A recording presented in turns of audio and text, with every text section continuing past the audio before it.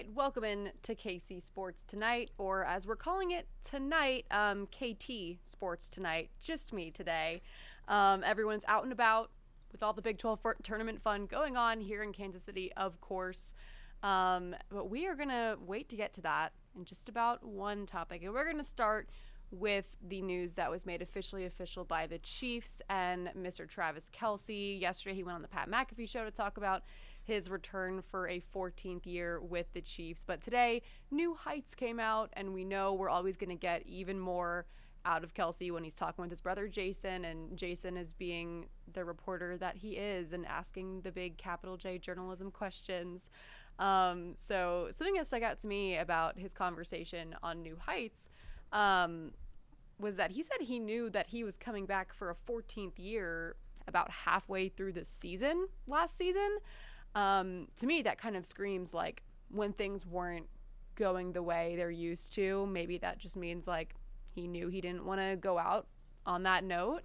But he said kind of, he took a page out of Jason's book and wanted to sit on it and think about it and just see how he feels after the season, because you always feel just more clarity when you're not in the middle of the chaos that is the NFL year.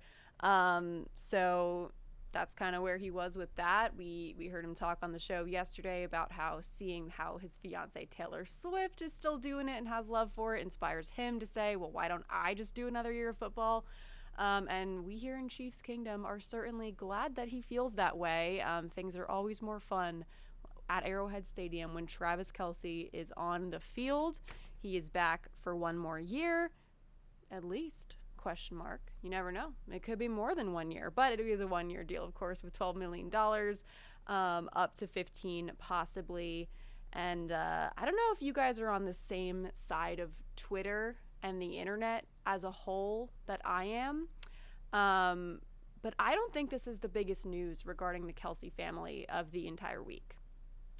The real big news here is Donna Kelce's modest Florida home renovation, which has taken up my entire Twitter feed. Like, I can't even see a tweet about Travis Kelce coming back, or I can't see a TikTok about him coming back without going to the comments section and seeing everybody just talking about, well, why are we not talking about Donna Kelce's modest Florida home renovation? The backstory here is that TMZ posted about a week ago that Donna Kelce is renovating her modest Florida home. And just the aura surrounding the fact that TMZ put that out about Donna Kelce, just Travis and Jason's mom, has just taken over the internet. And now you can't see anything about Travis coming back for a 14th year without someone saying, like, I don't care about this. I care more about Donna Kelce's home renovation. So that's the side of the internet that I'm personally on. It's taken over my life, and it's the funniest thing in the world. Our sports director, Marlia, and I we send each other all these tweets that we see about it. The Empire State Building Twitter account has tweeted about it. Multiple professional sports accounts of teams have tweeted about it and said, we won, but have you heard about Donna Kelce's modest home renovation? Kylie Kelce, Travis's sister-in-law, on her podcast said that she was told about it by Donna herself about a week ago. All she's doing is getting new windows and doors, apparently. But hey, we're running with it. New news, not really. On to the Big 12 tournament, which of course is going on at T-Mobile Center right now. That's where our very own Marlia Campbell and Gabe Swartz are right now. If you're wondering where the great Neil Jones is, KU football is having their pro day right now. So you're going to see a report on that from Neil coming up during our 6 o'clock sportscast. He's going to tell you who's trying to make it to that next level and all that fun stuff. Pro days can kind of be a bit scattered and all over the place. So we're going to see what Neil had to say about it. But yeah, Big 12 tournament still going on. Day 2, KU does not play until tomorrow at 8:30. They are going to play the winner of tonight's game between, let's pull up the bracket because things have happened. They're going to be playing the winner of Oklahoma State versus TCU. And Oklahoma State took down Colorado 92-83 last night. Oklahoma State was the 14 seed, so that was an upset because Colorado was the 11 seed. And something to remember about the path that KU is on in the Big 12 tournament, when it comes to the teams that they could possibly be playing in their first round game tomorrow, which is the quarterfinals, they've beaten all these teams already. And I personally, when you look at the bracket, I think they have maybe the most favorable path to the championship game of any of the top 4 seeds. Because when you look at it, this could have them facing, if they win their first game in the quarterfinals, they play on Friday in the semifinals, they would likely, barring any upsets, be facing 2 seed Houston, who KU has beaten before. And a big reminder here is that because of the proximity of Kansas City to Lawrence versus Texas, they would have much more of a home court advantage, just like they did when they played in Allen Fieldhouse. So I think it's a super favorable path to get to the championship game. I think KU has really good odds of making it to Saturday. Obviously it's March. Upsets happen literally all the time. But you kind of, when you look at how good this Arizona team is, they're number 2 in the country for a reason. And they play like it. They are good. KU got the best of them because they played at Allen Fieldhouse. And I think a lot of people would agree with that statement. We saw how it happened at Arizona when they went to their stomping grounds. Arizona gets revenge for KU ending their undefeated season, of course, the way that they did. That's how the Big 12 goes, and that's, you're going to see upsets all the time, but I think if I had to make a pick for who I think this championship game is going to be between, I think Kansas and Arizona, because I think KU knows what it takes to beat Houston, and I think they're capable of doing it. I think that Arizona is leagues above everyone else in the Big 12, kind of. They have a few losses this season, but who doesn't in college basketball? Undefeated seasons are literally impossible. So I'm interested to see if that pans out the way that I think it's going to. But yeah, KU's path, it's favorable. It's favorable for Houston as well. However, BYU, AJ DeBonsta did drop 40 points last night, helping end K-State's roller coaster ride of a season. I think it's the best way to put it. It's kind of just, we've had a little bit of everything this season with the Wildcats. It's unfortunate for K-State fans who were in attendance that they couldn't beat BYU last night, because the expectation when you score 91 points in a college basketball game, the hope is that means you won. It's not the NBA where, teams are dropping 120 like it's absolutely no problem. If you drop 91 points in a college basketball game, you usually think you're going to win. That hasn't been the case for K-State, though. And, we look back at when they played Newman, a D2 school, in an exhibition match before the season began. They beat Newman, but they let Newman score 85 points. I think it was 85 or 90 or something like that. That was the first red flag to me about this season for K-State.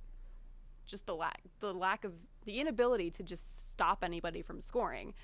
And we saw that on display last night in their first round game against BYU, who is the 10 seed, but obviously we know they have the Big 12 Freshman of the Year in AJ DeBonsta. Have your debate about who's going to be the first overall NBA draft pick, him or Darren Peterson. Ultimately, AJ DeBonsta gets Big 12 Freshman of the Year because he played more games than Darren Peterson. And because he played more games and had more playing time, he had better stats. That's how it goes. Darren Peterson, I think, is still the way more talented player. Watch him play basketball. That's kind of all you need to do to understand what I'm talking about. I still think Darren Peterson's going to go first overall in the NBA draft. Interesting comment from Commissioner Brett Yormark yesterday. Went to his press conference before the start of the tournament on Tuesday, and he kind of talked about that debate a little bit without actually talking about it and actually taking a stance on it. But he did say that the number 1 overall NBA draft pick is going to be a Big 12 player, because it's going to be either Darren or AJ. Probably Darren. Make your guesses there, of course. But yeah, interesting tidbit there. But yeah, BYU ends K-State's season. It's tumultuous season. And as he kind of has in a lot of his recent post-game press conferences, interim head coach Matthew Driscoll gave quite the soundbite after the game. We saw it on display after the Sunflower Showdown last Saturday, when he kind of he asked, for starters, can I make a statement before anyone asks me any questions? And he went on a whole tangent about, he's not worried about himself because he's, without calling himself rich, he called himself rich, gonna be fine going forward, has a house, blah, blah, blah. He's worried about the assistant coaches with young kids, and they're looking for jobs, and these kids in the team right now probably are not going to be at K-State next year. They are going to be looking for new homes in the NCAA, or trying to put together tape to go prove that they can play overseas professionally, or maybe get a shot at the NBA. So we kind of saw a glimpse of this last Saturday. We've seen after every post-game press conference, Driscoll and Jerome Tang are good friends. They were coaches together at Baylor for years. Driscoll loves Jerome Tang, and he was asked yesterday, and I'm actually going to just find the full quote for you guys, because me just talking about it isn't really going to do it justice. But he was asked how, he's going to look back at his time as at K-State, and then, of course, eventually as the interim head coach. Here we go. Found it. He describes his last month after taking over for Jerome Tang, and starts by saying, "It's been absolutely miserable. I can't use another word than absolutely miserable. Every day, ulcers, not sleeping, not feeling good. I've had an issue my whole life, and when I reached out to our psychologist that did the testing on us, he said, 'Coach, that's just the way you're wired. Everything about us is getting things organized and getting this right.'" Then goes on to say that it's been very hard to mourn or be emotional about Jerome Tang. I asked our psychologist why I wasn't emotional and why I wasn't crying. Goes on to say he's one of my best friends. His daughter is his goddaughter. And he just goes on to say it's been miserable. And he's been trying to pour in and pour in and pour into the players, the staff, GA, and the managers. And it's taken a lot to hold it together. But he's done it because he's a grown man and made the decision to come to K-State and accepted the responsibilities no matter what. Those were his words. So yeah, and that's kind of spread like wildfire, all over Twitter and TikTok, and you can go watch the video on our very own KCTV5 TikTok page. We have the full video of it there. K-Staters, you're on to the next era. I did see a report from one of the beat writers that they talked to a K-State official yesterday who said that they are very close to finding someone, and they hope that they have someone hired from their current list of candidates that they've talked to by the end of the week.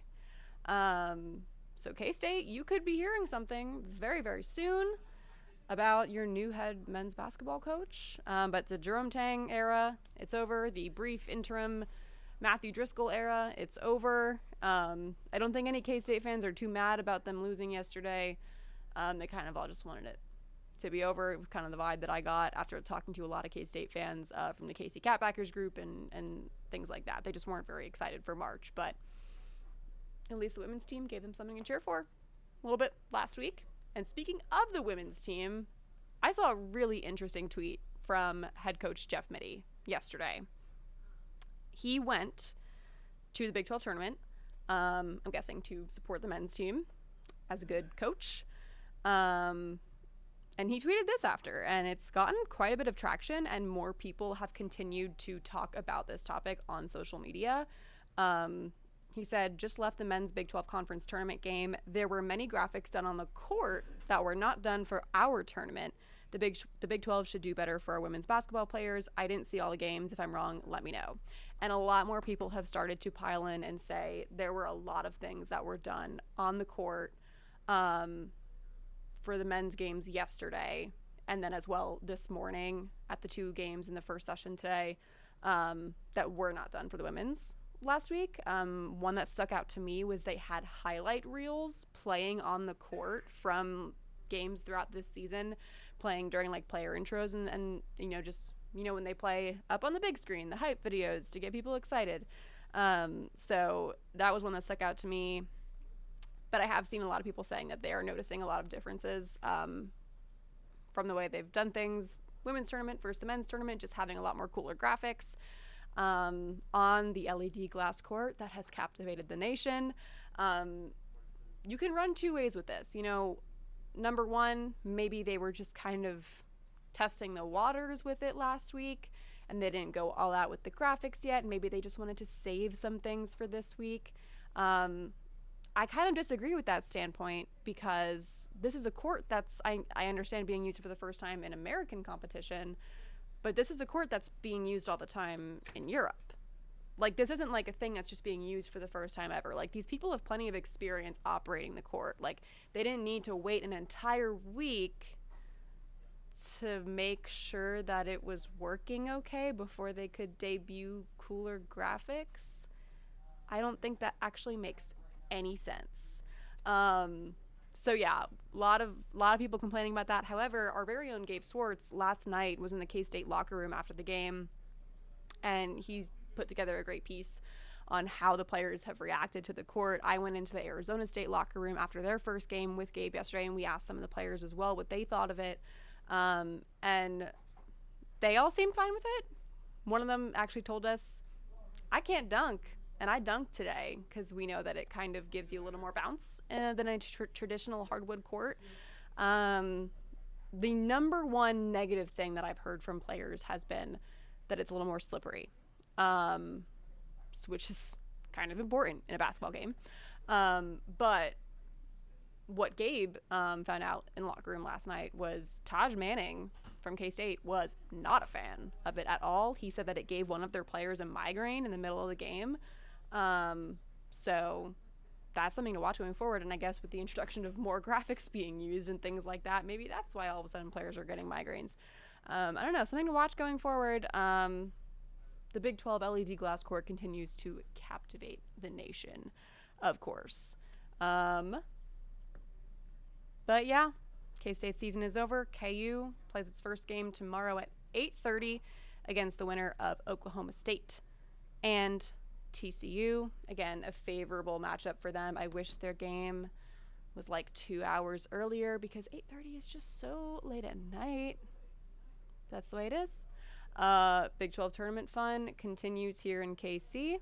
We'll have a lot more coming up on KCTV5 News at 6 and 10, of course. Stay tuned for Neil Jones' recap of KU's Pro Day.